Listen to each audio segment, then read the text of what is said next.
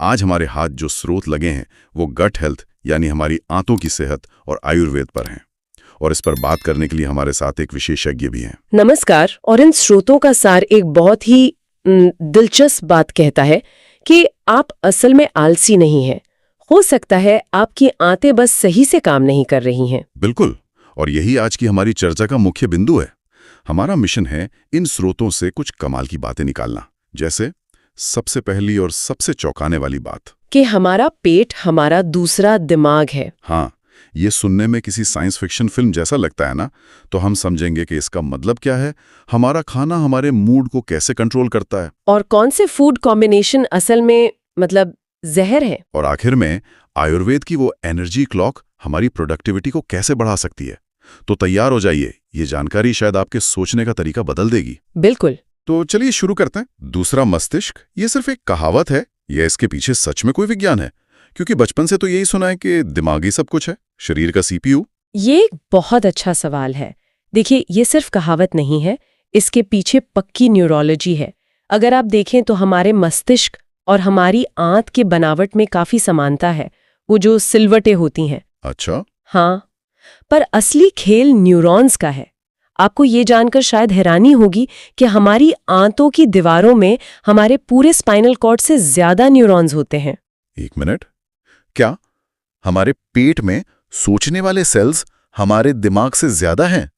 ये तो यकीन करने वाली बात नहीं है। कुछ स्टडीज तो यही कहती हैं। इसका मतलब साफ है, पेट सिर्फ खाना पचाने के लिए नहीं है, वो तो उसका एक बहुत छोटा सा काम है। तो फिर असली काम क्या है? भावनाएं पैदा करना। हम जिन्हें दिल या दिमाग की भावनाएं कहते हैं, जैसे प्यार, उत्साह, डर, घबराहट। हाँ, एकदम सही। मस्तिष्क तो बस एक प्रोसेसर है, एक सीपीयू। वो इन सिग्नल्स को पकड़कर उन्हें नाम देता है कि ओ ये घबराहट है या ये खुशी है। और डेटा कहाँ से आता है? डेटा यानी अनुभव, यादें और वो अंतरात्मा की आवाज, वो सब गट रूपी एक्सटर्नल हार्ड ड्राइव में स्टोर होता है। वाओ! और इन दोनों के बीच एक सुपर फास्ट हॉटलाइन है जिसे वेगस नर्व कहते हैं। ये 24/7 दोनों के बीच बातचीत कराती रहती है। अब समझ आया, जिस दिन पेट खराब होता है या एसिडिटी होती है, उस दिन दिमाग काम क्यों नहीं करता? ऐसा लगता है जैसे ब्रेन फॉग हो गया हो। बिल्कुल, वो कनेक्शन धीमा पड़ जाता है, बाधित हो जाता है। तो गट और ब्रेन के बीच का इंटरनेट स्लो हो जाता है। हाँ, आप ऐसा कह सकती है। इसीलिए पेट की सेहत सीधे सीधे हमारी मानसिक स्पष्टता को प्रभावित करती है। ये तो बहुत बहुत बड़ी बात है। तो अगर हमारा गट इतना शक्तिशाली है, तो हम अपने खाने से अपनी मेंटल क्लैरिटी और प्रोडक्टिविटी को कैसे बढ़ा सकते हैं? स्रोत कहते हैं कि सादा खाना खाओ, खिचड़ी जैसा। हाँ, और इसके पीछे का तर्क बहुत सरल है।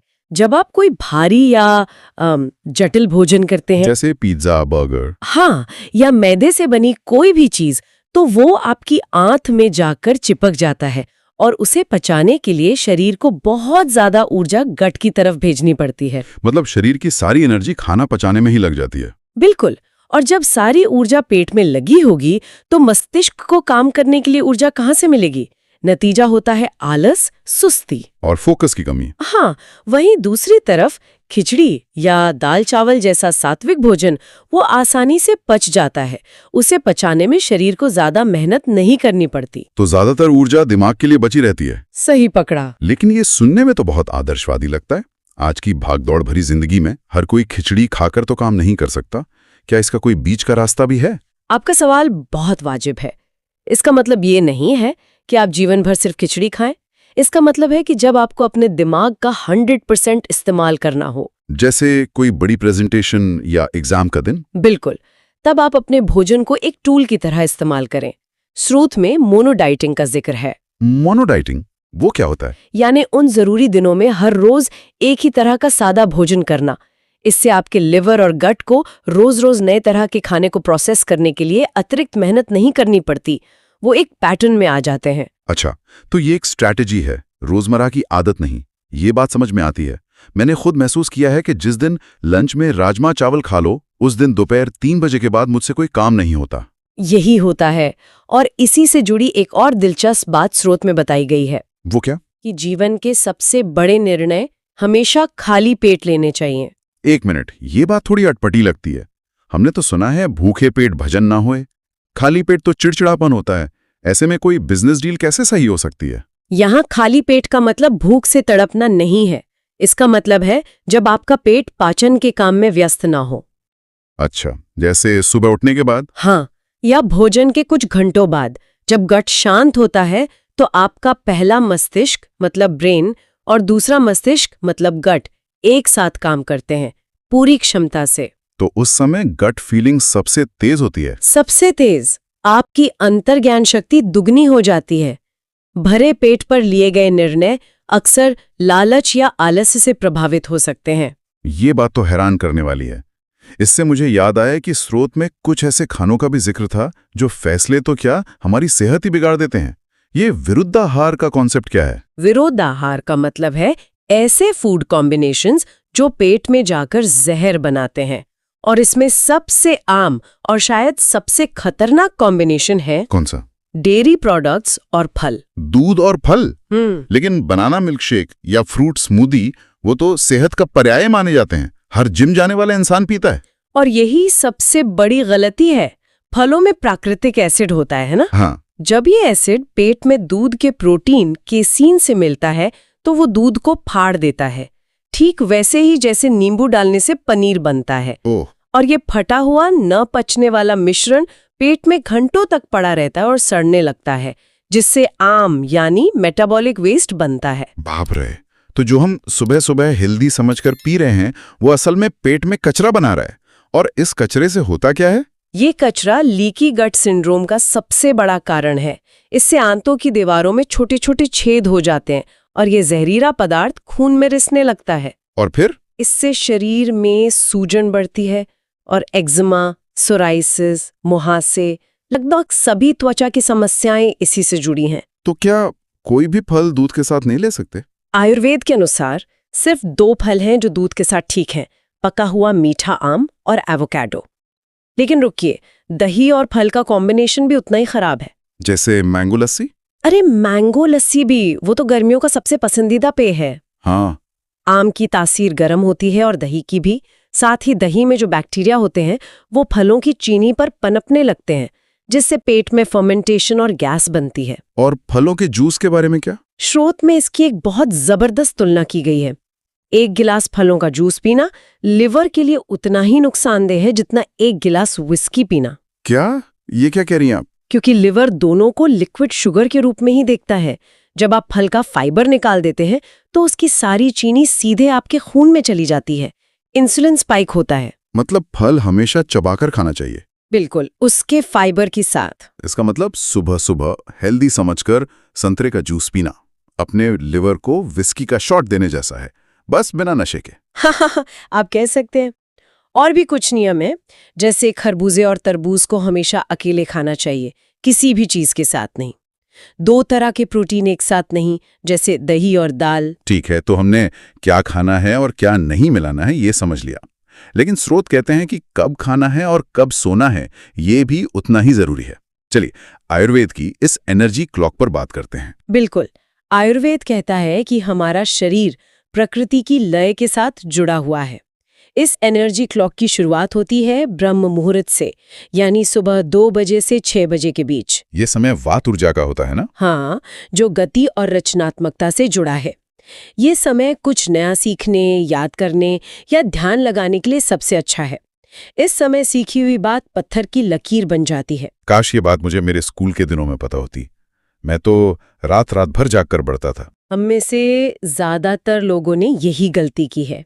इसके बाद सुबह 5 से 7 बजे का समय हमारी बड़ी आंत के सक्रिय होने का होता है। अच्छा। अगर आप इस समय उठते हैं तो शरीर की सारी गंदगी बिना किसी मेहनत के स्वाभाविक रूप से बाहर निकल जाती है। और दिन का सबसे प्रोडक्टिव समय कौन सा है? वो है सुबह 10 बजे से दोपहर 2 बजे के बीच।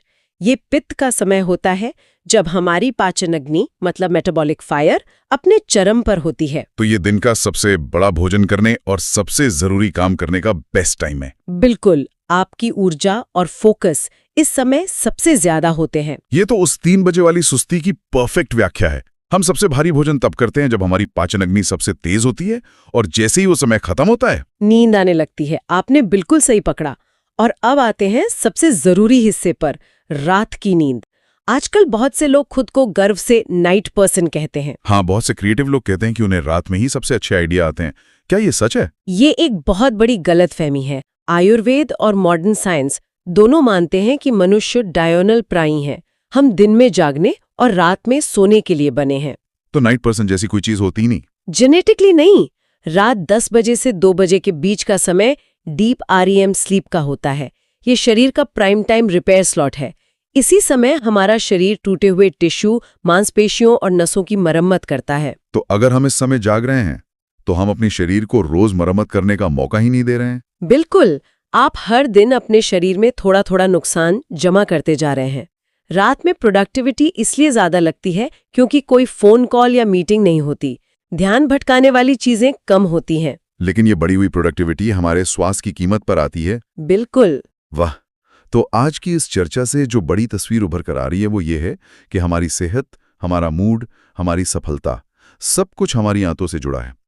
अगर हम सादा भोजन करें, खतरनाक कॉम्बिनेशन से बचें और अपनी दिनचर्या को प्रकृति की एनर्जी क्लॉक के साथ तालमेल में रखें तो हम अपनी पूरी क्षमता को अनलॉक कर सकते हैं।